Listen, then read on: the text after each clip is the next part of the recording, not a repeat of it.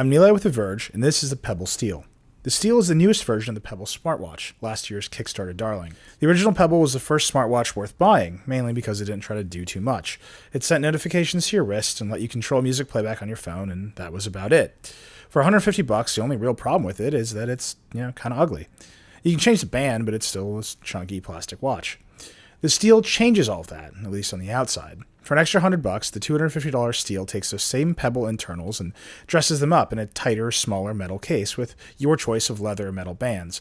It's still not perfectly beautiful, but it's far more attractive and virtually indistinguishable from a regular watch at first glance, especially if you prefer larger, funkier timepieces like I do. Here's an Octeo I bought in Paris last year, and the Pebble's a little smaller. This Nixon of mine is a little smaller than the Pebble, but it has a much thicker band. And while the Steel is heavier than the original Pebble, it's lighter than this Seiko Kinetic. All in all, the Steel is a perfectly wearable watch that draws very little attention to itself. A big victory for a device you're supposed to wear all the time.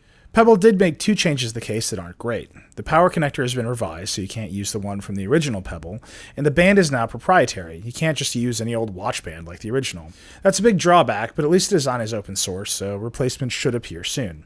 In addition to the new case, Pebble's also completely updated the watch's software and the Android and iOS apps that make it all work. There's now a proper app store to download and manage apps and watch faces, and Pebble's working with some big names like ESPN, Yelp, and Foursquare. I tried all these out and the results are a little mixed. While everything works well, I wanted these apps to be more front and center, kind of like the watch faces.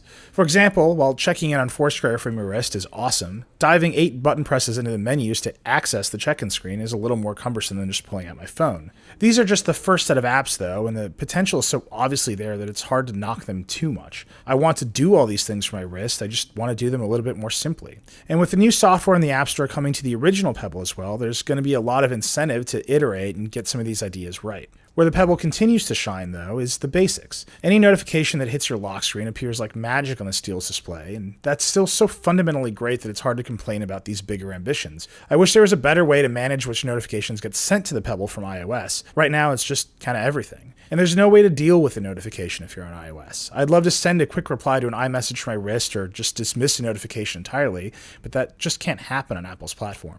The situation is far more customizable on Android, where Pebble has a rich ecosystem of apps, but the updated Android software wasn't ready in time for this review. That's really the whole story of the Pebble Steel. It's definitely the smartwatch for Android users, but it still feels kind of incomplete on iOS. A one-way receiver of information instead of a true extension of your phone. That's the dream. The question is whether Apple will ever let it come true. The Pebble Steel is far and away the smartwatch you should buy if you're in the market. It's much more focused and useful than competitors like the Samsung Galaxy Gear and the MetaWatch, and it actually exists unlike the rumored products from Apple and Google. That's important. It's fun and useful, and you'll probably like it, and that's important too.